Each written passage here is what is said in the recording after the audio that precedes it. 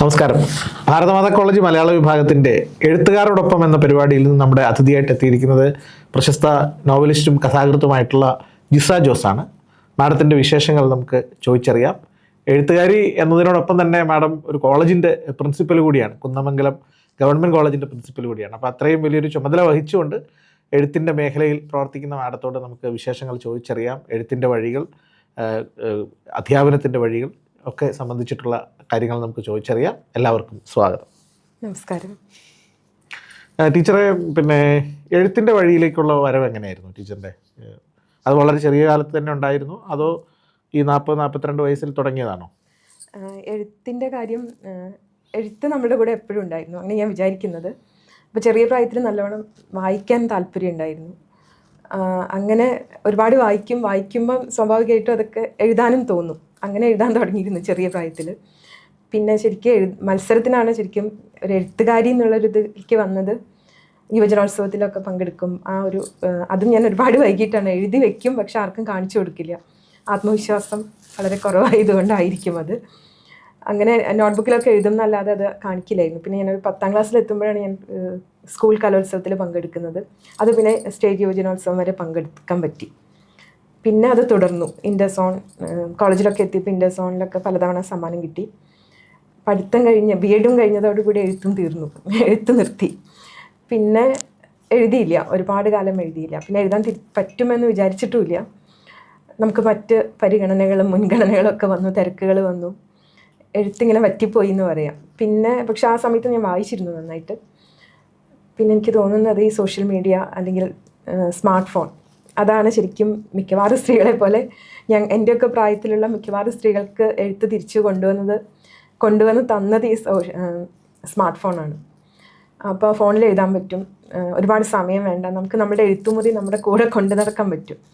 അപ്പം അങ്ങനെയാണ് ഞാൻ രണ്ടാമത് എഴുതാൻ തുടങ്ങിയത്. പെട്ടെന്ന് എന്തെങ്കിലും ഒരു പ്രചോദനം എഴുതാൻ വേണ്ടി, പുതുതായിട്ട് എഴുതാൻ ഒരു പ്രചോദനമായിട്ട് എന്തെങ്കിലും ഉണ്ടായോ? സോഷ്യൽ മീഡിയ വന്നു, മറ്റു പലരും എഴുതാൻ തുടങ്ങി, അതുപോലെ ടീച്ചറിന് എഴുതണമെന്ന് തോന്നി എന്നല്ലാതെ പെട്ടെന്ന് എന്തെങ്കിലും ഒരു സ്ട്രൈക്ക് ചെയ്ത ഒരു കാര്യം ഉണ്ടായോ? അങ്ങനെ ഒരു കാര്യം എടുത്തു പറയാനില്ല, പക്ഷെ പല പല കാരണങ്ങളുണ്ടാവും. നമ്മളെന്താണെന്ന് നമുക്കിപ്പോൾ എനിക്ക് തോന്നുന്ന ഒരു കുട്ടികളൊക്കെ കുറച്ച് വലുതായി, നമ്മൾ എന്തെങ്കിലും ആണെന്ന് നമുക്ക് പ്രൂവ് ചെയ്യേണ്ടി വരും. അത് പലയിടത്തും പ്രൂവ് ചെയ്യേണ്ടി വരും. അപ്പോൾ അങ്ങനത്തെ ഒരു സാഹചര്യത്തിലായിരിക്കും ചിലപ്പോൾ എനിക്ക് എഴുതാൻ കഴിവുണ്ടായിരുന്നല്ലോ, ഞാൻ പണ്ട് എഴുതിയിരുന്നല്ലോ എന്നുള്ളൊരു ചിന്ത എനിക്ക് വന്നത്. അതിനെ സപ്പോർട്ട് ചെയ്യുന്ന തരത്തിൽ, അതിനെ സഹായിക്കുന്ന തരത്തിൽ ഞാൻ പറഞ്ഞ ഈ സ്മാർട്ട് ഫോണും ഗൂഗിൾ ഹാൻഡ് റൈറ്റിംഗ് ഇൻപുട്ടൊക്കെ വന്നു. അപ്പോൾ പിന്നെ സോഷ്യൽ മീഡിയ ഫേസ്ബുക്കിൽ ഓരോ കാര്യങ്ങളെക്കുറിച്ച് പുസ്തക അഭിപ്രായങ്ങളൊക്കെ എഴുതാൻ തുടങ്ങി. ആദ്യം ഞാൻ ശരിക്കും പറഞ്ഞാൽ നമ്മളുടെ അക്കാദമിക് ആയിട്ടുള്ള കുറച്ച് പഠനങ്ങൾ അങ്ങനത്തെ ചെയ്തിരുന്നു. പിന്നെ ഒരു കാര്യമായിട്ട് ചെയ്തത് മലയാളത്തിലെ ഓരോ ആഴ്ചയും വരുന്ന കഥകളെക്കുറിച്ച് ഒരു വിശകലനം ചെയ്യുന്ന ഒരു കോളം എഴുതാൻ തുടങ്ങി ഒരു ഓൺലൈൻ മീഡിയയിൽ. അപ്പോൾ അങ്ങനെ എഴുതാൻ തുടങ്ങിയപ്പോഴാണ് എനിക്കും കഥ എഴുതാൻ അറിയുമല്ലോ എന്ന് ഞാൻ തിരിച്ചറിയുന്നത്. അങ്ങനെയാണ് ഞാൻ എഴുതാൻ തുടങ്ങിയത്. ആദ്യം എഴുതിയത് കഥയാണോ അതോ കവിതയാണോ? കവിത, ചെറിയ നുറുങ്ങ് കവിത എന്നൊന്നും അതിന് പറയാൻ പറ്റില്ല. ആ സമയത്ത് അങ്ങനെയൊക്കെ എഴുതിയിരുന്നു, പക്ഷെ അത് അങ്ങനെ വെറുതെ ഒരു തമാശ പോലെ എഴുതിയതേ ഉള്ളൂ. അപ്പോൾ ആദ്യം എഴുതിയത് ശരിക്കും ഈ പഠനം, നിരൂപണം, ആ രീതിയിലാണ് എഴുതിയത്. അപ്പോഴാണ് ശരിക്കും നമ്മളെ തിരിച്ചറിയുന്ന ചില സമയമുണ്ടല്ലോ, കഥ എഴുതാൻ പറ്റും എന്ന് തോന്നിയത്. അപ്പം ഞാൻ ചെറുപ്പത്തിൽ എഴുതുമ്പോൾ, ചെറിയ കാലത്ത് നോട്ട്ബുക്കിലൊക്കെ എഴുതി വയ്ക്കുമ്പോൾ ഒരു കഥ എനിക്ക് പൂർണ്ണമായിട്ട് എഴുതാൻ പറ്റാറില്ല. മത്സരത്തിനാകുമ്പോൾ പിന്നെ ആ 2 മണിക്കൂർ നമുക്ക് അത്രയേ ഉള്ളൂ, അതുകൊണ്ടൊരു കഥ പൂർത്തിയാക്കണം. അപ്പോൾ അതുകൊണ്ടാണ് ഈ മത്സരത്തിന് മാത്രം എഴുതിയിരുന്നത്.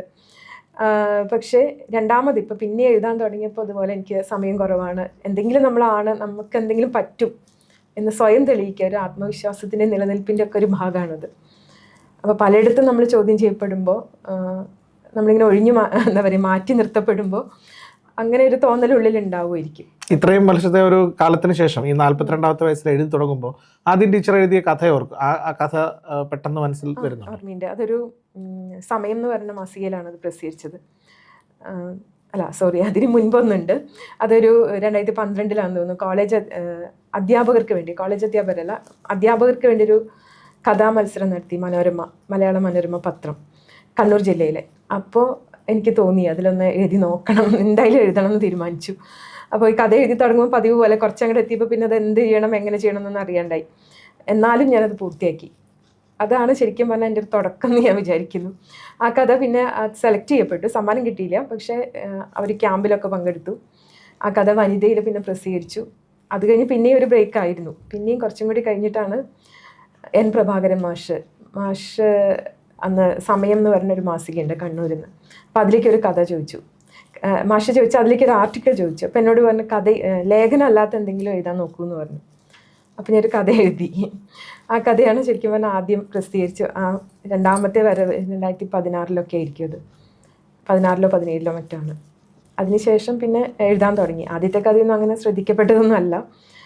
2018 സമകാലിക മലയാളത്തിലൊരു കഥ വന്നു, ദണ്ഡവിമോചനം എന്ന് പറഞ്ഞിട്ട്. ആ കഥയാണ് ശരിക്കും പറഞ്ഞാൽ ഞാനൊരു എഴുത്തുകാരിയാണെന്ന് പ്രൂവ് ചെയ്ത ഒരു കഥ. അതൊരുപാട് പേര് വായിക്കുകയും നല്ല രീതിയിൽ അഭിപ്രായങ്ങൾ വരികയൊക്കെ ചെയ്തു. പിന്നെ നല്ല ആത്മവിശ്വാസം വന്നു. എഴുത്തിൻ്റെ ഇപ്പോൾ ഈ ദണ്ഡവിമോചനം എഴുതി കഴിഞ്ഞുള്ള പ്രതികരണങ്ങൾ എങ്ങനെയായിരുന്നു? അതെന്നാണ് ഞാൻ പറഞ്ഞപ്പോൾ വളരെ പോസിറ്റീവായിട്ട്, ഞാൻ പ്രതീക്ഷിച്ചതിലും അധികം ആളുകൾ അത് വായിച്ചു. സോഷ്യൽ മീഡിയ വഴി എനിക്ക് ഒരുപാട് അഭിപ്രായങ്ങളും ഇപ്പോഴും ആ കഥയെക്കുറിച്ച് പറയുന്ന ആൾക്കാരുണ്ട്. അപ്പോൾ അതിനുശേഷം ഞാൻ ശ്രദ്ധിക്കപ്പെട്ടു. എനിക്ക് എഴുതാൻ പറ്റുമെന്ന്, എനിക്ക് തന്നെ നല്ല കഥകൾ എഴുതാൻ പറ്റും എന്നുള്ള ഒരു തോന്നൽ വന്നത്. അതിനുശേഷം പിന്നെ കുറേ ശ്രദ്ധിക്കപ്പെടുന്ന കുറച്ച് കഥകൾ എഴുതാൻ പറ്റി. കൂടുതലും മലയാളം വാരികയിലാണ്, മലയാളം മാധ്യമത്തിലൊക്കെ, ഓൺലൈൻ മീഡിയ. പിന്നെ നോവൽ എന്ന് പറയുന്നത് അതും ഇതുപോലെ എനിക്ക് ഒരിക്കലും നോവൽ എഴുതുന്ന ഞാൻ ആലോചിച്ചിട്ടേ ഇല്ല. നല്ല കഥകൾ എഴുതണം എന്നായിരുന്നു എപ്പോഴും വിചാരിച്ചിരുന്നത്. നോവൽ മുദ്രിതയാണ് എൻ്റെ ആദ്യത്തെ നോവൽ. അപ്പോൾ അത് ഒരു കഥയായിട്ട് എഴുതി തുടങ്ങിയതാണ് അതിൻ്റെ ഒരു ആശയം കിട്ടിയപ്പോൾ.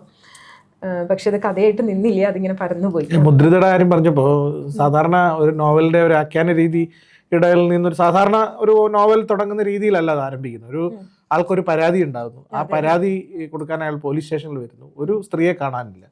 ആ സ്ത്രീ ആരാണെന്ന് അയാൾക്കറിയില്ല, അയാൾക്ക് പേര് മാത്രമേ, മുദ്രിത എന്നൊരു പേര് മാത്രമേ അയാൾക്കറിയുള്ളൂ. അയാളുടെ കൂടെ ഒരു ടൂർ പാക്കേജിൽ പങ്കെടുക്കാൻ പോവേണ്ടിയിരുന്ന, അയാൾ അറേഞ്ച് ചെയ്യുന്ന ഒരു ടൂർ പാക്കേജിൽ പങ്കെടുക്കേണ്ടിയിരുന്ന ഒരാളാണ്.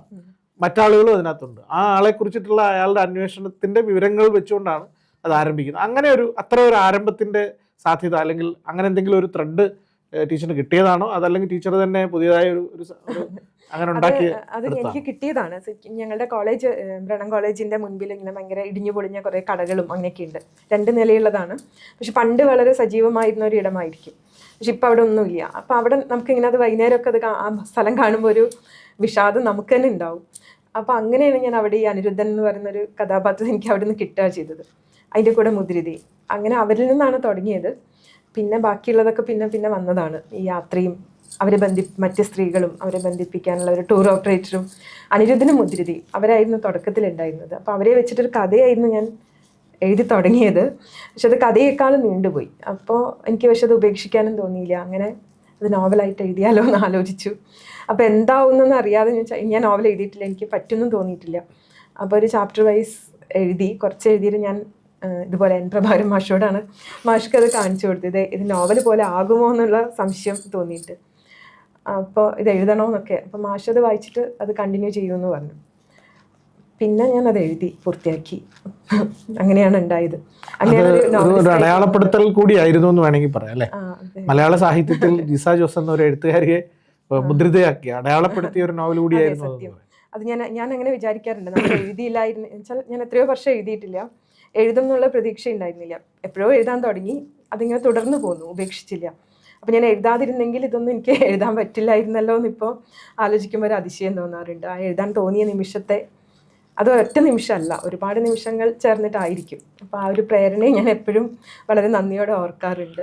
ഇപ്പം മുദ്രിതയിലായാലും മുക്തിവാഹിനിയിലായാലും റൂത്തിൻ്റെ കഥ രക്ഷയുടെയും എന്ന് പറയുന്ന നോവലിലായാലും നമ്മൾ നോക്കുമ്പോൾ എല്ലായിടത്തും സ്ത്രീകളാണ് മുഖ്യ കഥാപാത്രങ്ങളായി വരുന്നതും ആഖ്യാനം സ്ത്രീയുടെ കണ്ണിലൂടെയാണ്. അങ്ങനെ അല്ലാതെയും സ്ത്രീകൾ നോവൽ എഴുതിയിട്ടുണ്ട്. പക്ഷേ അത് വളരെ ബോധപൂർവം സ്ത്രീയുടെ ഒരു സ്പേസ് അല്ലെങ്കിൽ അവളുടെ ആഖ്യാനത്തിൻ്റെ രീതി നമ്മളുടെ സാഹിത്യത്തിൽ അത്രമേൽ അടയാളപ്പെടുത്തപ്പെടുന്നില്ല എന്ന ബോധപൂർവമായ ഒരു വിചാരത്തിൻ്റെ പുറത്താണോ അങ്ങനെ എഴുതാൻ തുടങ്ങിയത്? അങ്ങനെയല്ല, എനിക്ക് തോന്നിയത് എനിക്കിത് ഇങ്ങനെ എഴുതാൻ അറിയൂ. അതാണ് സത്യം പറഞ്ഞാൽ എൻ്റെ ഒരു പരിമിതിയായിരിക്കും. എനിക്കിത് ഒരു കംഫർട്ട് സോണാണ് ശരിക്കും പറഞ്ഞാൽ. കാരണം ഞാനൊരു സ്ത്രീ ആയതുകൊണ്ട് ഞാൻ കടന്നു പോകുന്ന അനുഭവങ്ങൾ അല്ലെങ്കിൽ എന്തായിരിക്കും അതെന്ന് എനിക്ക് ഊഹിക്കാൻ പറ്റും. ഇതിലിപ്പോൾ എല്ലാ അനുഭവവും എൻ്റെ അല്ലല്ലോ. പക്ഷേ ഒരു സ്ത്രീ ആ സമയത്ത് എന്തായിരിക്കും ചിന്തിക്കുക, എങ്ങനെയായിരിക്കും അവൾ ആ അനുഭവത്തെ അതിനോട് എങ്ങനെയാണ് റിയാക്ട് ചെയ്യുക, അതൊക്കെ എനിക്ക് മനസ്സിലാവും. അപ്പോൾ അതിൽ ആവിഷ്കരിക്കുക, ആ ആംഗിളിൽ നിന്നിട്ട് ആവിഷ്കരിക്കുക എന്നുള്ളത് എനിക്ക് എളുപ്പമാണ്. അപ്പോൾ അതുകൊണ്ടാണ് ഞാൻ അങ്ങനെ എഴുതുന്നത്. അല്ല ബോധപൂർവമായ ശ്രമമല്ല, അത് വളരെ സ്വാഭാവികമായിട്ടുള്ളൊരു ഒഴുക്കാണത്. അപ്പോൾ അതിന് മാറി അതിന് ബ്രേക്ക് ചെയ്ത് ഞാൻ 1-2 കഥകളൊക്കെ ആണുങ്ങളുടെ പക്ഷത്തു നിന്ന് എഴുതിയിട്ടുണ്ട്. എന്നാലും ഞാൻ വിചാരിക്കും എനിക്ക് എളുപ്പം അല്ലെങ്കിൽ കൂടുതൽ പറയാൻ പറ്റുന്നത്, കൂടുതൽ സത്യസന്ധമാവാൻ പറ്റുന്നത് സ്ത്രീകളുടെ ഇതിൽ പറയും, സ്ത്രീകളുടെ പക്ഷത്തു നിന്ന് പറയുമ്പോഴാണെന്ന് തോന്നുന്നു. പക്ഷെ അതൊരു പുരുഷ വിദ്വേഷം കൊണ്ടല്ല. ഒരു എഴുത്തുകാരി എന്നുള്ള നിലയിൽ എൻ്റെ എല്ലാ കഥാപാത്രങ്ങളോടും എനിക്ക് ഒരേ അനുഭവമാണ്, എല്ലാവരോടും സിമ്പതിയാണ് തോന്നുക. അപ്പോൾ പുരുഷന്മാർ ചിലരങ്ങനെ പറയാറുണ്ട്, അതാണ് ഞാൻ എടുത്തു പറയുന്നത്.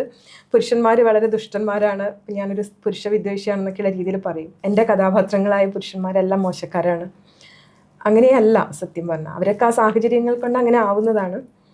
പിന്നെ ഒരു സ്ത്രീ പുരുഷന്മാരെ കാണുമ്പോൾ അതിൽ വ്യത്യാസം തീർച്ചയായിട്ടും വരും. അത് ആ ഒരു വ്യത്യാസമായിരിക്കും എൻ്റെ നോവലുകളിൽ ചില പുരുഷന്മാരെ ഇങ്ങനെ ആളുകൾക്ക് എല്ലാം എന്താ പറയുക, മോശക്കാരായ ആണുങ്ങൾ എന്ന് ചിലർക്ക് പറയാൻ തോന്നുന്നതെന്ന് എനിക്ക് തോന്നുന്നു. അതിപ്പോൾ ഈ റൂത്തിന്റെ പുസ്തകം എന്ന് പറയുന്ന നോവൽ നമ്മൾ വായിക്കുമ്പോൾ അതിനകത്ത് ഈ ചെറിയൊരു കുട്ടിയുടെ കാഴ്ചയിലൂടെയാണ് നോവൽ ആരംഭിക്കുന്നത്. അത് രക്ഷയുടെ ഒരു ആഖ്യാനത്തിൻ്റെ ഒരു തുടക്കം, അതിന് ശേഷം നേരെ റൂത്തിന്റെ ഓർമ്മകളിലേക്ക് പോവാണ്. ആ ബാല്യ ഓർമ്മകളിൽ പരിഗണിക്കപ്പെടാത്തവരായി, പലതരത്തിൽ പാർശ്വവൽക്കരിക്കപ്പെട്ടവരായി, വേദനിക്കുന്നവരായി ഒക്കെ നമ്മൾ സ്ത്രീകളെ ആണ് കാണുന്നത്. അത് ആ കുട്ടിയുടെ കാഴ്ചയിൽ അത്ര തന്നെ വെളിപ്പെട്ട് ഒരുപക്ഷെ കിട്ടുമായിരുന്നു. അത് എഴുത്തുകാരി കുട്ടിയിൽ പ്രവർത്തിക്കുന്നുണ്ടോ എന്ന് വെച്ചാൽ, ഒരു കൊച്ചുകുട്ടിക്ക് ഇത് അവഗണനയാണോ പരിഗണനയാണോ എന്ന് മനസ്സിലാക്കാവുന്ന വിധം അത്രമേൽ കാര്യങ്ങൾ വിവൃതമാക്കപ്പെടുന്നില്ല. പക്ഷെ കൊച്ചുകുട്ടിയുടെ അതേ കാഴ്ചയിൽ തന്നെ അമ്മ, വല്യമ്മ ഒക്കെ ഈ പറഞ്ഞ സിസ്റ്റത്തിന്റെ ഇരകളാണ് എന്ന് അവൾ കൃത്യമായി തിരിച്ചറിയുന്നുണ്ട്. അത് ബോധപൂർവ്വമുള്ള എഴുത്തുകാരുടെ പ്രവർത്തനമാണോ അതോ കുട്ടികൾക്ക് അങ്ങനെ തിരിച്ചറിയാൻ കഴിയും? തീർച്ചയായിട്ടും കഴിയും കുട്ടികളെ. കാരണം അവൾക്ക് അത് ചിലപ്പോൾ അതൊരു ചൂഷണമാണ്, പീഡനമാണെന്നൊന്നും മനസ്സിലാവുന്നുണ്ടാവില്ല. പക്ഷെ അവർ കാണുന്നത് ഇതാണ്, അമ്മമാരും സ്ത്രീകളെപ്പോഴും ഉപദ്രവിക്കപ്പെടുന്നു. അതേസമയം തന്നെ അതിൽ ഇങ്ങനെ പാർശ്വവൽക്കരിക്കപ്പെടുന്ന പുരുഷന്മാരും ഉണ്ട്. ഇപ്പോൾ ഒരു പ്രത്യയശാസ്ത്രത്തിന്റെ ഇതായതുകൊണ്ടാണ് അതിലെ ജോസഫ് സാർ എന്ന് പറയുന്ന ആളെ അയാൾ ഒറ്റപ്പെടുന്നുണ്ട്, കുഞ്ഞച്ഛനുണ്ട്, പേരപ്പൻ, അംഗീകൃത ദാമ്പത്യത്തിന്റെ ഉള്ളിൽ നിൽക്കാത്ത വേറൊരു, എനിക്ക് തോന്നുന്നു അങ്ങനെ ഒരു ലൈംഗിക ന്യൂനം ഇതിൽ നിൽക്കുന്ന ആളായതുകൊണ്ടായിരിക്കാം അയാൾ ഒറ്റപ്പെട്ടു പോകുന്നത്. അപ്പോൾ ഇങ്ങനെ മാറി ചിന്തിക്കുന്ന ആളുകൾ, കീഴാളരായിട്ടുള്ള ആളുകൾ, അതിലെപ്പോഴും സ്ത്രീകൾ ഉൾപ്പെടും. അപ്പോൾ അവരൊക്കെ എപ്പോഴും ചൂഷണം ചെയ്യപ്പെടുന്നവരാണ്. അതൊരു സത്യമാണ്, നമ്മളല്ല എന്ന് പറഞ്ഞിട്ട് കാര്യമില്ല. അപ്പോൾ അവരെക്കുറിച്ച് പറയുമ്പോൾ സ്വാഭാവികമായിട്ട് അതൊക്കെ ഇങ്ങനെ തന്നെ ആയിരിക്കും. ഈ പ്രണയത്തെക്കുറിച്ച് പിന്നെ എഴുതുമ്പോഴൊക്കെ, പ്രത്യേകിച്ച് കവിതകൾ എഴുതുമ്പോഴൊക്കെ, ടീച്ചറിന്റെ കവിതകളിൽ, ഫേസ്ബുക്ക് കവിതകളാണ് ഞാൻ കൂടുതലും നോക്കിയത്. അപ്പോൾ അതിനകത്തൊക്കെ ഒരു അകാൽപ്പനികത കാണുന്നുണ്ട്. ഒരു പ്രണയ നിരാസം എന്നുള്ള അർത്ഥത്തിലല്ല, ഒരു അകാൽപ്പനികത. പ്രണയത്തിന്റെ ഇന്നലെ നമ്മളത് അനുഭവിച്ചതിന്റെ ഇന്റൻസിറ്റിയും, ഇപ്പോൾ ഒരു കാത്തുനിന്ന ഒരു പ്രണയത്തിന്റെ ഒരു പെൺകുട്ടി ഒരു കാമുകനെ കാത്തു നിൽക്കുന്ന ഒരു നിൽപ്പിനെ കുറിച്ചിട്ടുള്ള ഒരു കവിതയുണ്ട്. ആ കവിതയിൽ അവളങ്ങനെ നിന്ന് വലഞ്ഞ് പിന്നെന്താണ് വല്ലാതെ വിവശയായി ചത്തുപോകുമല്ലോ എന്ന അവസ്ഥയിൽ ഉള്ള ഒരു സന്ത്രാസത്തിൽ നിൽക്കുന്ന അവൻ വരുമ്പോൾ ആകെ അഴിഞ്ഞുലഞ്ഞ്, നീ ഇങ്ങനെ ഒരു മര്യാദയ്ക്ക് ഒരു പൊട്ടുപോലും തൊടാതെ വന്നിരിക്കുന്നല്ലോ എന്നൊക്കെ പറഞ്ഞയാൾ പിന്നെ കാല് തിരുമ്മി കൊടുക്കേണ്ട ആളായി മാറുന്നിടത്ത് ഫേസ്ബുക്കും അല്ലെങ്കിൽ വാലന്റൈൻസ് ഡേ നമ്മളുടെ കാലത്ത് ഉണ്ടായിരുന്നെങ്കിൽ എന്ന് പറയുന്നിടത്ത് താൻ ഒലത്തിയേനെ എന്നൊരു ഡയലോഗ് കൊണ്ട് അതിനെ ഒരു മറുകവിത അല്ലെങ്കിൽ ഒരു കാൽപ്പനികതയെ റദ്ദ് ചെയ്യാനുള്ളൊരു ശ്രമം നടത്തുന്നുണ്ട്. പല കവിതകളിലും ഞാനത് ശ്രദ്ധിച്ചാണ്. അത് ബോധപൂർവമാണോ അങ്ങനെ ഒരു ശ്രമം?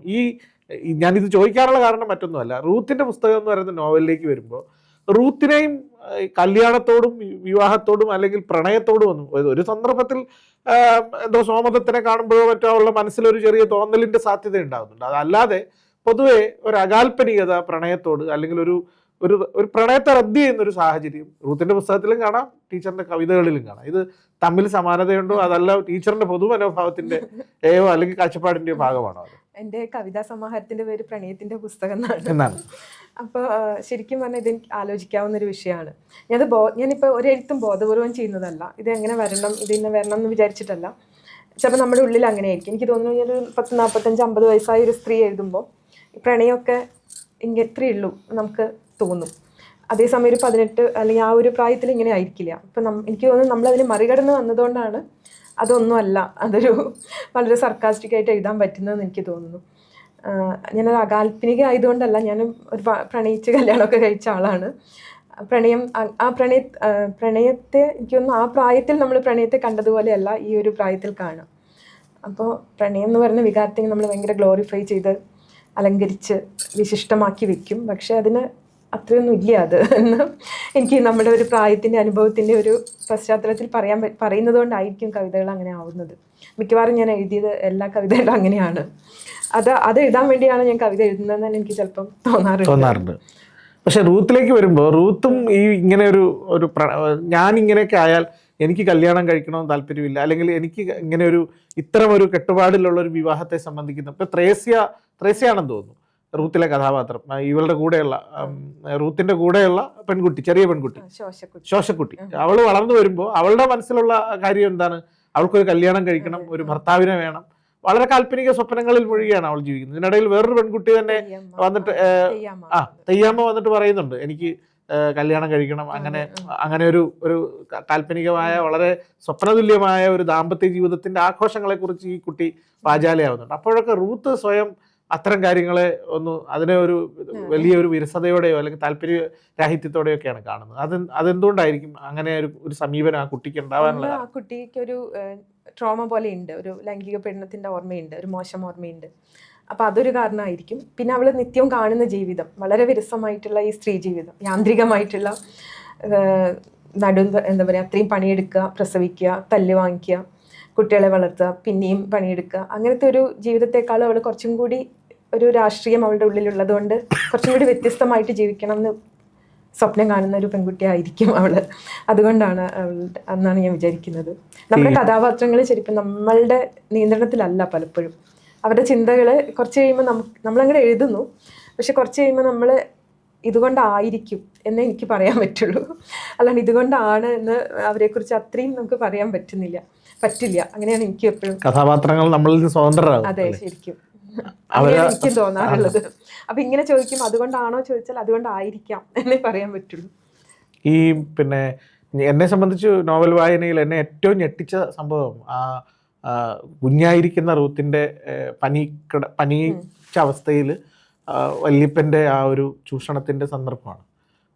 മരണം അതിൻ്റെ ഏറ്റവും മുഹൂർത്തത്തിൽ വളരെ തൊട്ടടുത്തെത്തിയിട്ടും ആസക്തി മനുഷ്യനെ വിട്ടുപോകുന്നില്ല എന്നുള്ള വല്ലാത്തൊരു കാര്യം. അതും എത്ര സ്വന്തം ചെറിയ കുഞ്ഞാണ്, സ്വന്തം കൊച്ചു മോളാണ്. അപ്പം അത് ഒരു വല്ലാത്തൊരു ഭീതി ഉണ്ടാക്കുന്ന തരത്തിലുള്ള ഒരു കാര്യമായിട്ട് എനിക്ക് തോന്നി. അത് വായിച്ചപ്പോഴൊക്കെ ഭയങ്കര ഹോണ്ട് ചെയ്യുന്നതായിട്ട് തോന്നി. അപ്പം എഴുതുമ്പോൾ അത് എഴുത്തുകാരി എന്തുമാത്രം ഹോണ്ട് ചെയ്തിട്ടുണ്ടാവും? എഴുതുമ്പോൾ പ്രയാസം ഉണ്ടായിരുന്നു ശരിക്കും. ഞാൻ കുറച്ചും കൂടി വിശദാംശങ്ങളോടെ എഴുതിയത് സത്യം പറഞ്ഞു. പിന്നെ അത് എഡിറ്റ് ചെയ്യുന്ന സമയത്ത് എനിക്ക് തന്നെ അത് ഭയങ്കരമായിട്ട് ബുദ്ധിമുട്ടുണ്ടാക്കി. പിന്നെ ഞാൻ പരമാവധി ചുരുക്കി, എന്നാലും അതിൻ്റെ ഒരു ഭീകരത മനസ്സിലാവുന്ന രീതിയിലുള്ള ഇതൊക്കെ ഒഴിവാക്കാനും പറ്റിയില്ല. അപ്പോൾ അത് അയാളുടെയും രോഗത്തിൻ്റെയും മരണത്തിൻ്റെയും ഒക്കെ അടുത്ത് ആ ഒരു നിസ്സഹായ അവസ്ഥയിലാണ് അയാൾ. പക്ഷേ ഈ ഒരു പെൺകുട്ടി അടുത്ത് കിടക്കുമ്പോൾ, ചൂടുള്ള ശരീരമായിട്ടൊരു ചെറിയ പെൺകുട്ടി അടുത്ത് കിടക്കുമ്പോൾ അയാൾ അറിയാതെ തന്നെ അയാളുടെ ശരീരം ഉണരുകയാണ്, ആ റിലേഷനൊക്കെ മറന്നുപോയിട്ട്. ആ കുട്ടിക്ക് അത് മനസ്സിലാവുന്നുമില്ല അവളെ അയാൾ ചൂഷണം ചെയ്യാണെന്ന്. പിന്നെ അത് ഒരു അറപ്പിക്കുന്ന ഓർമ്മയായിട്ട് അവളിൽ നിൽക്കുകയാണ്. അത് ആരോടും പറയാനും പറ്റുന്നില്ല. അപ്പം അത് ശരിക്കും, പക്ഷെ അത് അങ്ങനത്തെ സംഭവങ്ങൾ സാധാരണ ആണ്. നമ്മളില്ല എന്ന് പറഞ്ഞിട്ടും കാര്യമില്ല. നമ്മൾ ഭയങ്കര ഗ്ലോറിഫൈ ചെയ്തിട്ടും ബന്ധങ്ങളെ സംബന്ധിക്കുന്ന വലിയ, പിന്നെ പ്രത്യേകിച്ച് കൂട്ടുകുടുംബങ്ങളിൽ അത്തരം ചൂഷണങ്ങൾ വളരെ സാധാരണമായിരുന്നു. നമ്മൾ കൂട്ടുകുടുംബത്തിൻ്റെ മഹിമയെക്കുറിച്ചൊക്കെ പറയും, അവിടെ എല്ലാവരും അങ്ങോട്ടും ഇങ്ങോട്ടും പക്ഷെ ഇങ്ങനത്തെ ഒരുപാട് കാര്യങ്ങൾ അതിനുള്ളിൽ നടന്നിരുന്നു, അടുത്ത റിലേഷൻസിൽ ബന്ധുക്കൾ തമ്മിൽ തന്നെ. അപ്പം അത്തരം ഒരു സാഹചര്യം ഞാൻ സങ്കല്പിച്ചതാണ്. അത് എഴുതുന്നത് ശരിക്കും പ്രയാസമുള്ളത് തന്നെയായിരുന്നു. ഇപ്പോഴും അത് വായിച്ചിട്ട് പലരും ഇതന്നെ കാര്യം എന്നോട് പറയാറുണ്ട്. ചിലരൊരു കുറ്റപ്പെടുത്തുന്ന ടോണിൽ പറയുമ്പോൾ എനിക്കത് ഞാനിത് എഴുതാൻ പാടില്ലായിരുന്നു എന്ന് പോലും തോന്നും. എഴുത്തിൻ്റെ പുതിയ വഴികൾ, എഴുത്തിനി ഞാൻ കുറച്ച് നോവലുകൾ എഴുതി, കുറേ കഥകൾ എഴുതി, കവിതകൾ എഴുതിക്കൊണ്ടേയിരിക്കുന്നു. എൻ്റെ എഴുത്തിൻ്റെ ലോകം ഇനിയും മുന്നോട്ടുണ്ട്, അല്ലെങ്കിൽ ഇനിയും കുറേ കൂടി എനിക്ക് എഴുതി തീർക്കാനുണ്ട്, അങ്ങനെ വിചാരിക്കാറുണ്ടോ? അങ്ങനെ വിചാരിക്കുന്നുണ്ടോ? അങ്ങനെ എഴുതി തീർക്കാനുണ്ടെന്നല്ല, പക്ഷെ എനിക്ക് എന്തെങ്കിലും ചെയ്യുന്നുണ്ടെന്ന് ഞാൻ ഈ എഴുത്തിലൂടെയാണ് എനിക്ക് ചില എഴുത്തുകാരൊക്കെ അവരുടെ ക്ലാസിക് ഇനിയും വരാനുണ്ടോ എന്നൊക്കെ പറയാറുണ്ട്. അങ്ങനെ പറയാനുള്ള ധൈര്യമില്ല, അങ്ങനത്തെ വലിയ ആത്മവിശ്വാസം എനിക്കില്ല. ഒരു പുസ്തകം എഴുതി തീർക്കുമ്പോൾ ഇത് നന്നായി വായിക്കപ്പെടണം, കുഴപ്പമില്ലാണ്ട് ആൾക്കാർ പറയണം എന്നൊരു ആഗ്രഹം തോന്നാറുണ്ട്. എനിക്ക് പേടിയാണ് സത്യം പറഞ്ഞാൽ ഓരോ പുസ്തകം വരുമ്പോഴും ഇതെങ്ങനെയായിരിക്കും വായിക്കും. എനിക്ക് റൂത്തിൻ്റെ കാര്യത്തിൽ പ്രത്യേകിച്ചും പേടിയുണ്ടായിരുന്നു, കാരണം ഇത്രയും വിപുലമായിട്ടുള്ളൊരു ക്യാൻവാസാണത്. പിന്നെ കുറേ അനുഭവങ്ങൾ അതിൽ ജീവിച്ചിരിക്കുന്ന ആൾക്കാരൊക്കെ ഉണ്ട്, ശരിക്കുണ്ടായ സംഭവങ്ങളുണ്ട്. അപ്പോൾ അവരതെങ്ങനെയായിരിക്കും അത് എടുക്കുക, അങ്ങനെയൊക്കെയുള്ള പേടിയുണ്ടായിരുന്നു. പിന്നെ ഇതിലെന്തെങ്കിലും എപ്പോഴും എന്നെ പോലെ തന്നെയാണ്, നേരത്തെ പറഞ്ഞ പോലെ ഒരു ആത്മവിശ്വാസം കുറഞ്ഞ എഴുത്തുകാരി ആയതുകൊണ്ട് ഇതിനൊക്കെ എന്തെങ്കിലും പ്രസക്തി ഉണ്ടോ അങ്ങനെ ഒരു തോന്നലും വരും. അപ്പോൾ അതുകൊണ്ട് എഴുതാൻ പറ്റിയത് അത്രയും ഭാഗ്യം എന്ന് വിചാരിക്കുന്നു. പക്ഷെ ഞാൻ ഇനി എഴുതും എന്നുള്ളത് ഉറപ്പാണ്. അത് ഇതിനേക്കാൾ നല്ലതാവുമോ അതൊന്നും എനിക്കൊരു ഗ്യാരണ്ടി ഇല്ല. പക്ഷെ എഴുതുക എന്ന് പറഞ്ഞാൽ നമുക്കൊരു സമാന്തര ലോകം ഉണ്ടാക്കലാണ്. നമ്മുടെ നിത്യജീവിതത്തിൻ്റെ എല്ലാ വിരസതയിൽ നിന്നും എനിക്ക് മാറിയിരിക്കാനുള്ള ഒരു ഇടമാണ് എൻ്റെ എഴുത്ത് ലോകം. അപ്പോൾ അതുകൊണ്ട് എഴുതും. ഈ റൂത്തിന്റെ പുസ്തകത്തിലെ രക്ഷ കടന്നു വരാനുള്ള സാഹചര്യം എന്താണ്? രക്ഷ ശരിക്കും വേറൊരു സ്ഥലത്തുള്ള ഒരാളാണ്.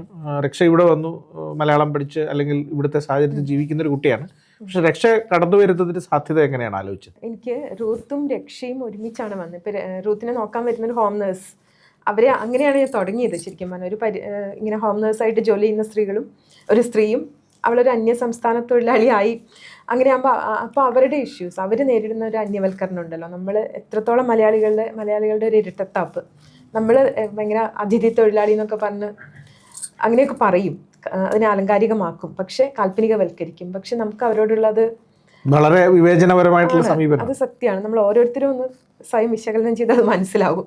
അപ്പൊ ആ ഒരു പൊള്ളത്തരം കൂടി ആവിഷ്കരിക്കാൻ പറ്റും. നമ്മൾ ഒരുപക്ഷെ ആദർശവൽക്കരിച്ച് സംസാരിച്ചാലും പുറത്തേക്ക് ഇറങ്ങി കഴിയുമ്പോൾ തീർച്ചയായിട്ടും അവരെ കാണുമ്പോൾ പെരുമാറുന്ന രീതി വേറെ. അതെ, തീർച്ചയായിട്ടും. പിന്നെ നമ്മളിപ്പോൾ ബസ്സിൽ എവിടെയെങ്കിലും യാത്ര ചെയ്യുമ്പോൾ വേറൊരു അങ്ങനെ ഒരാൾ നമ്മുടെ അടുത്തുണ്ടെങ്കിൽ പോലും നമ്മൾ ഭയങ്കര കോൺഷ്യസ് ആവും. നമ്മളുടെ ബാഗ്, നമ്മളുടെ സാധനങ്ങൾ, നമ്മളുടെ ശരീരം, അവരെന്തെങ്കിലും നമ്മളെ ഉപദ്രവിക്കുകയോ നമ്മുടെ എന്തെങ്കിലും എടുത്തുകൊണ്ട് പോകുമോ എന്നൊക്കെയുള്ള പേടി വരും. അപ്പോൾ അവർ നമ്മളുടെ കൂടെ കാണാൻ നമുക്ക് ആയിട്ടില്ല, അത്രയും നമ്മൾ വളർന്നിട്ടില്ല. അപ്പോൾ ആ ഒരു പൊള്ളത്തരം കൂടി പറയാനാണ് ഞാൻ അങ്ങനെ അവളെ വേറെ സ്റ്റേറ്റിൽ നിന്ന് വന്നവളാക്കിയത്. അപ്പോൾ എനിക്ക് തോന്നിയത് ഈ ബൈബിൾ വായിക്കുമ്പോഴും ബുദ്ധമത ദർശനങ്ങളൊക്കെ വായിക്കുമ്പോഴും ഒക്കെ ഒരുപാട് സമാനതകളുണ്ട്. പിന്നെ അത് രണ്ടിലും ഭയങ്കരമായിട്ട് ആണത്തം ഉണ്ട്. ആണുങ്ങളുടേതാണ് ഇത് മതങ്ങളൊക്കെ, അത് ബുദ്ധൻ്റെ ആയാലും ക്രിസ്തു മതം ആയാലും. അപ്പം അങ്ങനെ ചില സമാനതകൾ കൊണ്ടാണ് അതിനെ രണ്ടും ഇങ്ങനെ ചേർന്ന് വന്നത്.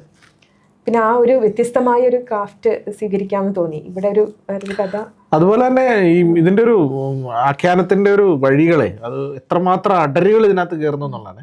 ഇപ്പോൾ റൂത്തിൽ രക്ഷയിലൊക്കെ ആരംഭിച്ച മോദിനിയിലൂടെ, ബോധ്ഗയയിലൂടെ, പിന്നെ അവിടുന്ന് റൂത്തിൻ്റെ കഥയുടെ രണ്ടാം ഭാഗത്തിലൂടെ സിസ്റ്റർമാരുടെ ജീവിതത്തിലേക്ക് കടന്ന് അവിടെ നിന്ന് നക്സൽ ബാരി പ്രസ്ഥാനത്തിൻ്റെ അനുഭവങ്ങളിലൂടെ കടന്ന് ആ സ്ത്രീകൾ അനുഭവിച്ച സംഘർഷങ്ങൾ, കനു സന്യാല്, പിന്നെ ഇവരുടെയൊക്കെ അനുഭവങ്ങളിലൂടെയൊക്കെ കടന്ന് ബംഗാളിൻ്റെ ഒരു വല്ലാത്ത ജീവിത പശ്ചാത്തലത്തെ അവതരിപ്പിച്ച് അവിടെ നിന്ന് നേരെ മണിപ്പൂർ കലാപത്തിലേക്ക് എത്തിച്ചേരുന്നത് വരെയുള്ള ഒരു ആഖ്യാനത്തിൻ്റെ ഒരു അടരുകൾ, അത് എത്രമാത്രം എങ്ങനെ സാധ്യമാകുന്നു? അതല്ലെങ്കിൽ ഇതിനെ ചേർക്കാനുള്ള ഒരു മാജിക്കൽ ഒരു ഇടപെടൽ ഉണ്ടാകുന്നുണ്ടോ? അത് എനിക്ക് റൂത്തിൻ്റെ ഇപ്പം ആദ്യ ഭാഗം ഞാൻ എഴുതി, പിന്നെ അവർ അങ്ങോട്ട് ഹൈ റേഞ്ചിലേക്ക് പോയത് വരെ എഴുതി, പിന്നെ രക്ഷയുടെ കഥ, അമോദിനിയുടെ കഥ എഴുതി, പിന്നെ ഇത് അവസാനിപ്പിക്കണമല്ലോ, ഇത് എങ്ങനെ ഇതിനെ രണ്ടിനെയും കൂടി ബന്ധിപ്പിക്കും. അപ്പോൾ റൂത്തിൻ്റെ കഥയുടെ രണ്ടാം ഭാഗം, അപ്പം അത് അവൾ വളരെ രോഗാവസ്ഥയിലാണ് പറയുന്നത്. അപ്പം അത് മുഴുവനും അവർ പറഞ്ഞതാണോ എന്ന് പോലും, അതോ ഇനി രക്ഷ ഊഹിച്ചുണ്ടാക്കിയതാണോ, അവൾ ഭാവന ചെയ്തതാണോ എന്ന് പോലും അങ്ങനെ പോലും സംശയിക്കാം. അപ്പോൾ അത് എനിക്ക് തോന്നിയത്, എനിക്ക് മനസ്സിലായത്, അല്ലെങ്കിൽ ഞാൻ എഴുതിക്കൊണ്ടിരിക്കുമ്പോൾ എനിക്കിപ്പോൾ വിമോചന സമരം ഇവിടെ വന്നിട്ടുണ്ട്. ഞാൻ നേരത്തെ പറഞ്ഞതാണ്, ഈ സമരങ്ങളൊക്കെ സ്ത്രീകൾ എങ്ങനെയാണ് കണ്ടത്. ഈ സമരങ്ങളൊക്കെ വളരെ നിർണായകമായ സമരങ്ങളാണ്. കേരളത്തെ സംബന്ധിച്ച് വിമോചന സമരം, അവിടെയാണെങ്കിൽ നക്സൽ ബാരി കലാപം, പിന്നെ തിരിച്ച് കേരളത്തിൽ വീണ്ടും നക്സൽ മൂവ്മെന്റ്സ്, അജിത, അങ്ങനെ വരുന്നുണ്ട്. അപ്പോൾ ഇതിനെയൊക്കെ പെണ്ണുങ്ങൾ എങ്ങനെയായിരുന്നു കണ്ടത്? നമ്മളെപ്പോഴും ആണുങ്ങൾ ആഖ്യാനം ചെയ്തതേ കണ്ടിട്ടുള്ളൂ. ഇപ്പോൾ നക്സൽ സമരത്തിൽ അജിത എന്ന് പറഞ്ഞൊരു സ്ത്രീ ഉണ്ട്, പക്ഷെ അവളുടെ ഒരു ബ്ലൗസ് മാത്രം ഇട്ടൊരു ഫോട്ടോ, ബ്ലൗസും പാവടയും മാത്രം ഇട്ട ഫോട്ടോ ഒക്കെ നമ്മളതൊക്കെ ഒരു ആൺകാഴ്ചയാണ് ശരിക്കും. അപ്പോൾ ഇതിനെയൊക്കെ സ്ത്രീകൾ എങ്ങനെയാണ് കണ്ടത് എന്ന് അവരുടെ ഭാഗത്തു നിന്ന് ആലോചിക്കാൻ പറ്റും എന്ന് എനിക്ക് തോന്നി. അപ്പോൾ അതിന് ഞാൻ നോക്കുമ്പോൾ നക്സൽ ബാരീസ് കലാപം വളരെ ആ ഒരു കാലത്തെ, റൂത്തിൻ്റെ ഒരു പ്രായവും അതിനൊക്കെ ചേരുന്ന ഒരു കാലത്താണ് അത് നടക്കുന്നത്. പിന്നെ അതിൽ സ്ത്രീകളുടെ പങ്കാളിത്തം ഭയങ്കരമായിരുന്നു. സ്ത്രീകൾ അതിൽ പറയുന്നുണ്ട്, അത് ഈ നോവലിൽ പറയുന്നുണ്ട്, നീൽകാന്ത എന്ന് പറഞ്ഞ ആദിവാസി സ്ത്രീ, ഇനി മുതൽ ഞങ്ങളുടെ ജീവിതം ഞങ്ങൾ ജീവിക്കും. ഇതുവരെ അവരുടെ ജീവിതം മറ്റൊരാളാണ് തീരുമാനിച്ചിരുന്നത്. അപ്പോൾ ഈ ജന്മിമാരുടെ ചൂഷണവും അവർക്ക് കടന്നു കൊടുക്കുക, അവരുടെ എല്ലാം നടുവൊടിയെ പണിയെടുക്കുക, അങ്ങനെ കഷ്ടപ്പെട്ടിരുന്ന സ്ത്രീകൾ ഈ നക്സൽ കലാപം വരെയും എല്ലാം ഭൂമിയൊക്കെ പിടിച്ചെടുത്ത് ജന്മി വ്യാഴ്ചയൊക്കെ അവസാനിച്ചു കഴിഞ്ഞാൽ ഇവർക്കും ഭൂമി കിട്ടും, ഇവർക്ക് സ്വതന്ത്രമായിട്ട് കൃഷി ചെയ്യാം, ധൈര്യമായിട്ട് നടക്കാം, അഭിമാനത്തോടെ വസ്ത്രം ധരിക്കാം. അപ്പോൾ അങ്ങനെയൊക്കെ അവർ പ്രതീക്ഷിച്ചു. അപ്പോൾ ഈ സ്ത്രീകളെ ഭയങ്കരമായിട്ട് മോഹിപ്പിച്ചിട്ടാണ് അവർ ഈ സമരത്തിലേക്ക് കൊണ്ടുവരുന്നത്. ആദിവാസി സ്ത്രീകളാണ് ശരിക്കും പറഞ്ഞാൽ ആ സമരം ചെയ്തതെന്ന് പറയാം. അവരുടെ ആയുധങ്ങൾ, പരമ്പരാഗത ആയുധങ്ങളൊക്കെ ഉപയോഗിച്ച്, പക്ഷെ അവരെ വ്യാമോഹിപ്പിക്കുകയായിരുന്നു. ഒന്നും ഉണ്ടായില്ല. ആ സമരത്തിൽ പോലീസുകാർ അതൊരു സംഭവം പറയുന്നുണ്ടല്ലോ, അതൊക്കെ ശരിക്കുണ്ടായ സംഭവങ്ങളാണ്. അപ്പോൾ സ്ത്രീകൾ ഇവരെ തടവുകാരാക്കി പിടിച്ചു വെച്ചു. ആ സ്ത്രീകളെ പക്ഷെ പുരുഷന്മാരെ ഇടപെട്ട് വ്യവഹാരങ്ങളിലൂടെ അത് വളരെ വിട്ടുകൊടുക്കാൻ പറഞ്ഞു. പരിഹരിച്ചു. വിട്ടുകൊടുക്കാൻ പറഞ്ഞു. വിട്ടുകൊടുത്ത് അവർ മാറി നിന്ന് ഇവരെ തന്നെ വെടിവെച്ചു. ആ 7 സ്ത്രീകൾ മരിക്കുകയും ചെയ്തു.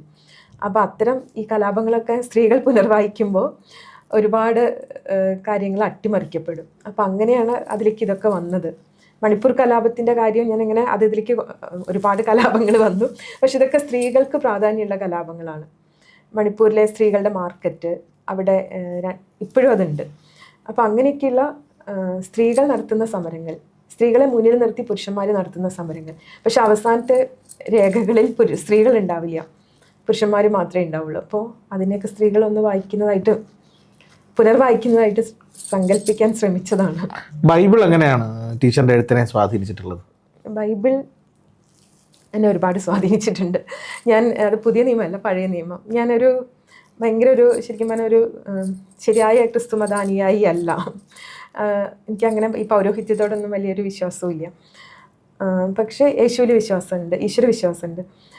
അപ്പോൾ ബൈബിൾ എന്ന് പറയുന്നത് എനിക്ക് പഴയ നിയമം ഞാൻ വളരെ വൈകിട്ട് അത് വായിച്ചത്. നമ്മൾ ചെറുപ്പത്തിൽ പുതിയ നിയമം മാത്രമാണല്ലോ നമ്മൾ വീട്ടിലൊക്കെ ഉണ്ടാവും, അത് മാത്രമാണ് വായിച്ചത്. ഇങ്ങനെ ഒരു സാധനം ഉണ്ട്, സോളമൻ്റെ അങ്ങനെയൊക്കെ പറയുന്നതല്ലാതെ മറ്റ് ഇതിൽ ഇത്രയും കഥകളുണ്ട്, ഇത്ര വലിയൊരു ലോകമാണെന്നുള്ളത് എനിക്ക് അറിയില്ലായിരുന്നു. അപ്പോൾ വളരെ വൈകിട്ടൊരു ബൈബിൾ എനിക്ക് കിട്ടി. അപ്പോൾ അത് വായിക്കുമ്പോഴാണ് ഇത്രയും സാധനങ്ങൾ ഇതിലുണ്ടെന്ന് എനിക്ക് മനസ്സിലായത്.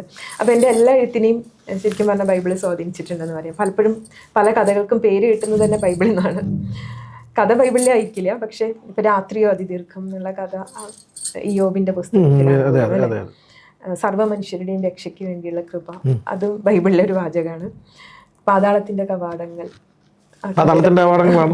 മരണത്തിൻ്റെ താക്കോൽ. അങ്ങനെ നോക്കുമ്പോൾ ഞാൻ ആലോചിക്കും കുറേ കഥകളുടെ പേര് ബൈബിളിൽ നിന്നാണ്. എനിക്ക് പേര് കിട്ടാണ്ട് വരുമ്പോൾ ഞാൻ ബൈബിൾ എടുത്ത് നോക്കും, അപ്പോൾ ഏതെങ്കിലും നല്ല വാചകം കിട്ടും കഥയ്ക്കൊക്കെ പേരിടുമ്പോൾ.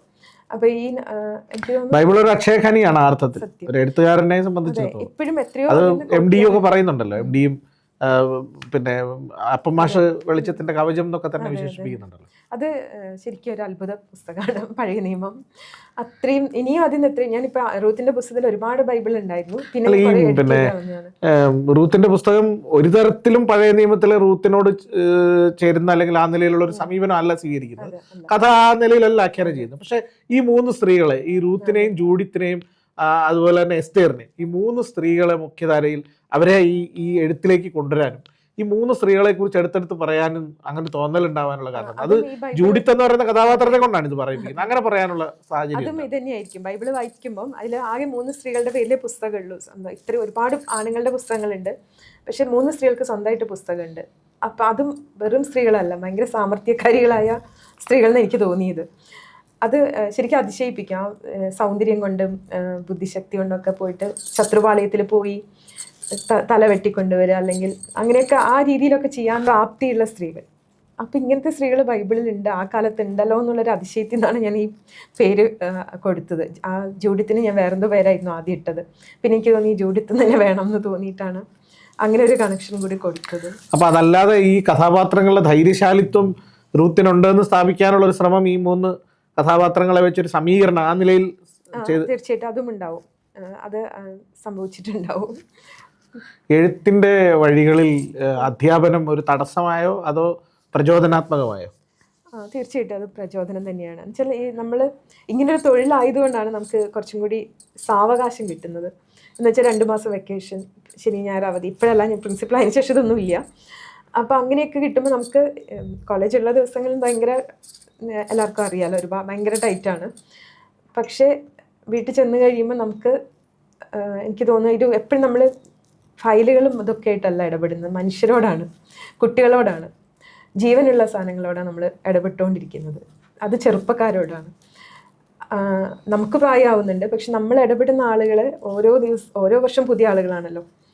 എപ്പോഴും ഒരു യൂത്തിനോട്, ചെറുപ്പത്തോട് ഇടപഴകുന്ന ജീവനുള്ള ഒരുപാട് ഭയങ്കര നല്ല നിരീക്ഷണ ശക്തിയും അധ്യാപനവും എഴുത്തും അത് രണ്ടും തമ്മിൽ വളരെ ബന്ധമുണ്ടെന്നാണ് എനിക്ക് വ്യക്തിപരമായിട്ട് തോന്നുന്നത്. അതിപ്പോൾ നേരിട്ടായിരിക്കില്ല. ഇപ്പോൾ എനിക്കിപ്പോൾ കുട്ടികളുടെ അടുത്തുനിന്ന് കിട്ടുന്ന കാര്യങ്ങൾ ഞാൻ എഴുതുന്നില്ല, പക്ഷെ നമ്മൾ ഇടപെട്ടുകൊണ്ടിരിക്കുന്നത് വളരെ ലൈവായിട്ടുള്ള ഒരു ചെറുപ്പത്തോടാണ്.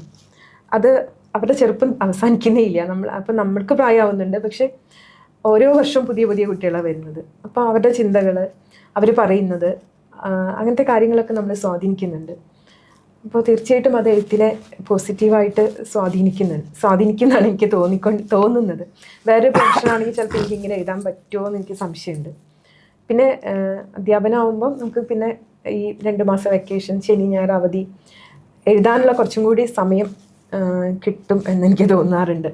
ഇപ്പോൾ പ്രിൻസിപ്പളായപ്പോൾ അതൊന്നുമില്ല, എന്നാലും ഈ ജോലി എഴുത്തിനെ സപ്പോർട്ട് ചെയ്യുന്നതാണെന്നാണ് എൻ്റെ ഒരു വിശ്വാസം. ഈ ജെൻസി കുട്ടികളെ കുറിച്ചിട്ടേ പൊതുവെ അധ്യാപകർ പറയുന്നത് അവരുടെ സമീപനത്തിൻ്റെ വ്യത്യസ്തതയെ സംബന്ധിച്ചിട്ടാണ്. ടീച്ചർ അതിനെ എങ്ങനെയാണ് കാണുന്നത്? ഞാനും പറയാറുണ്ട്, നമ്മളുടെ പുതിയ കുട്ടികൾ ഇപ്പം ഒരു അപേക്ഷയൊക്കെ എഴുതി കൊണ്ടുവരുമ്പോൾ അവർക്കൊരു പേജിനൊരു മാർജിൻ ഇടാൻ പോലും അറിയില്ല. അത് മടക്കിയിട്ട് എഴുതുക, അതേപോലെ സ്പേസ് ഇടുക, അക്ഷരത്തെറ്റില്ലാണ്ട് എഴുതുക, അങ്ങനത്തെയൊക്കെ കുഴപ്പങ്ങളൊക്കെ കുട്ടികൾക്കുണ്ട്. പക്ഷെ അവരെ പോലെ അവർ വളരെ നല്ല, എനിക്ക് തോന്നുന്നത് ഇങ്ങനെയൊക്കെ നമ്മൾ പറയുമെങ്കിലും അവർ നമുക്ക് ഒരുപാട് കാര്യങ്ങൾ പഠിപ്പിച്ചു തരുന്നുണ്ട്. അതിപ്പോൾ ഈ ടെക്നോളജിയൊക്കെ ആയിട്ട് ബന്ധപ്പെട്ട കാര്യങ്ങൾ മാത്രമല്ല, അവരുടെ ചിന്തകൾ കുറച്ചുകൂടി ജെന്യൂൻ ആണെന്ന് തോന്നുന്നു. അതെ, എനിക്ക് അങ്ങനെ തോന്നാറുണ്ട്. പിന്നെ ഓരോ ഇഷ്യൂസൊക്കെ ഉണ്ടാകുമ്പോൾ അവരുടെ ഇടപെടലുകൾ, അത് ഭയങ്കര നിഷ്കളങ്കമായിട്ടുള്ള ഒരു സത്യസന്ധത അവർക്കുണ്ടെന്ന് തോന്നാറുണ്ട്. നമ്മളുടെ ചെറുപ്പത്തിൽ നമ്മൾ ഇത്രയും നല്ലതായിരുന്നോ എന്ന് എനിക്ക് ചിലപ്പോൾ ചില ഇടപെടലുകൾ കാണുമ്പോൾ സംശയം തോന്നാറുണ്ട്. പക്ഷെ അവർ നന്നാവാനും ഉണ്ട്, മെച്ചപ്പെടാനും ഉണ്ട്. എപ്പോഴും ഇങ്ങനെ ഫോണിലും അങ്ങനത്തെ കാര്യങ്ങളിൽ മാത്രം മുഴുകിയിരിക്കുന്നതിൻ്റെ കുറച്ചും കൂടെ അവർ വായിക്കുകയാണെങ്കിൽ അങ്ങനെയൊക്കെ തോന്നാറുണ്ട്. പത്രം പോലും വായിക്കാൻ കുട്ടികൾക്ക് മടിയാണ്. പത്രം പോലും എന്നല്ല, അത് പത്രം വായിക്കുന്നില്ല. അപ്പോൾ അതൊക്കെ കാണുമ്പോൾ എനിക്ക് വിഷമം തോന്നാറുണ്ട്. ഒരു കുറച്ചും കൂടി വായനയിലും, അതിപ്പോൾ എൻ്റെ മക്കളുടെ കാര്യം അടക്കം ഞാൻ പറയുകയാണ്, അവർ കുറച്ചും കൂടി അത്തരം കാര്യങ്ങളും കൂടി ശ്രദ്ധിച്ച് അവർ കൂടുതൽ മിടുക്കരാകുമെന്ന് എനിക്ക് തോന്നുന്നു. മുന്നോട്ടുള്ള എഴുത്തിൻ്റെയും വായനയുടെയും പ്രതീക്ഷാ നിർഭരമാണോ? അതോ എന്നുവെച്ചാൽ ടീച്ചറിൻ്റെ എഴുത്ത് മാത്രമല്ല ഞാൻ ചോദിച്ചു, പൊതുവിൽ എഴുത്തിൻ്റെയും വായനയുടെയും പുസ്തകത്തിൻ്റെയൊക്കെ ലോകം ശോഭനമാണോ അതോ അത് വഴിയടഞ്ഞു പോകുമോ? എന്താണ്? തീർച്ചയായിട്ടും എനിക്ക് തോന്നുന്നത്, ചിലപ്പോൾ എന്തിനാ എഴുതണേന്ന് പോലും തോന്നാറുണ്ട്. അത്രയും നിരാശ തോന്നുന്ന സന്ദർഭങ്ങളുണ്ട്. അപ്പോൾ നേരത്തെ ഞാൻ പറഞ്ഞിരുന്നത്, ഒരുപാട് എഴുത്തുകാരുണ്ടാവുന്നു, വായനക്കാർ എണ്ണം കുറഞ്ഞും പോകുന്നു. അപ്പോൾ ഈ വരുന്ന പുസ്തകങ്ങൾ വലിയ എഴുത്തുകാരടക്കം പറയുന്നത് അവർ വളരെ സെലക്റ്റീവായിട്ടേ വായിക്കാറുള്ളൂ എന്നാണ്. അപ്പോൾ പലപ്പോഴും പുതിയ എഴുത്തുകാരെ ശ്രദ്ധിക്കപ്പെടാതെ പോകുന്ന സാഹചര്യമുണ്ട്. പിന്നെ ഒട്ടും ഒരു മാഫിയ പോലെയൊക്കെയാണ് സാഹിത്യ ലോകം എന്ന് ചിലപ്പോൾ തോന്നുന്നു, ഒരു സാഹിത്യ അധോലോകം. അപ്പോൾ അവിടെ ലബ്ധപ്രതിഷ്ഠരായിട്ടുള്ള കുറച്ച് പേരുണ്ടാവും, വളരെ എസ്റ്റാബ്ലിഷ്ഡ് ആയ ആളുകൾ, പണ്ടേ എഴുതി തുടങ്ങിയവർ. അപ്പോൾ അവർക്കുള്ളതാണ് ശരിക്കും പറഞ്ഞാൽ സാഹിത്യത്തിൻ്റെ ലോകം. അപ്പോൾ നമ്മളെപ്പോലെ പുതുതായിട്ട് വരുന്നവർ, പിന്നെ പ്രത്യേകിച്ച് സ്ത്രീകൾ, അവരുടെയൊക്കെ ഇടം അവർ പിടിച്ചെടുക്കേണ്ടി വരുന്നുണ്ട്. അതെപ്പോഴും അത്ര എളുപ്പമല്ല. പിന്നെ മറ്റിടപെടലുകൾ, പലപ്പോഴും ഈ പുരസ്കൃതമായ കൃതികളൊക്കെ മാത്രമാണ് മികച്ചത്, അല്ലെങ്കിൽ പ്രശസ്തരായവർ എഴുതിയത് മാത്രമാണ് മികച്ചത് എന്നൊക്കെയുള്ള ചിന്ത മിക്കവർക്കും ഉണ്ട്. അപ്പോൾ നമ്മുടെ പുസ്തകങ്ങൾ ഇങ്ങനെ പാർശ്വവൽക്കരിക്കപ്പെടും, മാറ്റി നിർത്തപ്പെടും. പിന്നെ വായിക്കാതെ തന്നെ വളരെ മുൻവിധിയോടെ അതിനെ കാണും. അതൊക്കെ കാണുമ്പോൾ ചിലപ്പം നമ്മളെപ്പോലെ പല സ്ത്രീ എഴുത്തുകാരികളും ഇതേ പ്രശ്നം പറയാറുണ്ട്. നമ്മളുടെ ഒരു ഇടം, നമുക്കായിട്ടൊരു ഇടമില്ല. നമുക്കിപ്പോൾ നേരത്തെ ഞാൻ പറഞ്ഞതുപോലെ നമുക്കൊരു എഴുത്തുമുറി ഇല്ലാത്ത പോലെ നമുക്കായിട്ടൊരു സാഹിത്യ ലോകത്തൊരു ഇടവും ഇല്ല. അതുണ്ടാക്കിക്കൊണ്ടിരിക്കുകയാണ് നമ്മൾ ഓരോ പുസ്തകത്തിലൂടെയും. പക്ഷെ എന്നിട്ടും നമ്മളെ അവഗണിച്ചു പോവാനുള്ള ആ ഒരു പ്രവണത, പണ്ട് ഇത്രയും ഇത് ഗുരുതരമായിരുന്നോ എന്ന് എനിക്കറിയില്ല. ഇപ്പം അത് വളരെ പ്രകടവുമാണ്, കൂടുതലുമാണ്. തീർച്ചയായിട്ടും പെണ്ണെഴുത്തിനും ഇനി തീർച്ചയായിട്ടും കൂടുതൽ അല്ലേ? പെണ്ണെഴുത്ത് ഞാൻ പറയുമ്പോൾ ഒരു ഫെമിനിസ്റ്റ് ഐഡിയോളജിയിലല്ല ടീച്ചറും ഉദ്ദേശിക്കുന്നത്, അല്ലേ? എഴുത്തിൻ്റെ വഴിയിൽ സ്ത്രീയുടെ ഇടം ഇനിയും തിരയേണ്ടതുണ്ട്. ഇനിയും സ്ത്രീക്ക് ഒരു എഴുത്തിൻ്റെ ലോകം പൂർണ്ണമായ നിലയിൽ ഒരു സ്വതന്ത്രമായ വിഹാരത്തിനുള്ള ഒരിടമായി രൂപപ്പെടേണ്ടതുണ്ട്. അതല്ലേ? അങ്ങനെയല്ലേ ടീച്ചർ? അതാണ് ഞാൻ ഉദ്ദേശിച്ചത്. എന്ന് വെച്ചാൽ ഇപ്പോൾ ഒരു വളരെ പ്രശസ്തരായ പുരുഷ എഴുത്തുകാരോടൊക്കെ ചോദിക്കുമ്പോൾ, പുതിയ എഴുത്തുകാരികളെ കുറിച്ചൊക്കെ അവരോട് ചോദിച്ചാൽ അവർ സിത്താര, രേഖ എന്നൊക്കെ പറയുന്ന, എന്നുവെച്ചാൽ ഇന്ദു മേനോൻ, ആ ഒരു 2000-ലൊക്കെ എഴുതി തുടങ്ങിയവർ. അപ്പോൾ അതിനപ്പുറം പിന്നെയും ഒരുപാട് എഴുത്തുകാരികൾ വന്നു, പുസ്തകങ്ങൾ വന്നു. അതിനെക്കുറിച്ച് അവർ ബോധവാന്മാരല്ല. അപ്പോൾ അത് ചോദിക്കുമ്പോൾ അവർ വളരെ, ഞങ്ങൾക്ക് സമയമില്ല, സെലക്റ്റീവായിട്ടാണ് വായിക്കുക എന്ന് പറയും. പിന്നെ ഈ സുഹൃത്തുക്കൾ തമ്മിൽ എഴുത്തിനെ പരിപോഷിപ്പിക്കുന്ന സമ്പ്രദായം, അങ്ങനെ ഒരുപാട് അപകടങ്ങളുണ്ട്. അപ്പോൾ ഫെമിനിസ്റ്റ് ഐഡിയോളജിയിലല്ല ഞാൻ പറയുന്നത്, സ്ത്രീകൾ എഴുതുന്നു എന്ന് പറയുമ്പം അതിനൊരു മുൻവിധിയോടെ കാണുക, അത് വില കുറഞ്ഞതായിട്ട് കാണുക.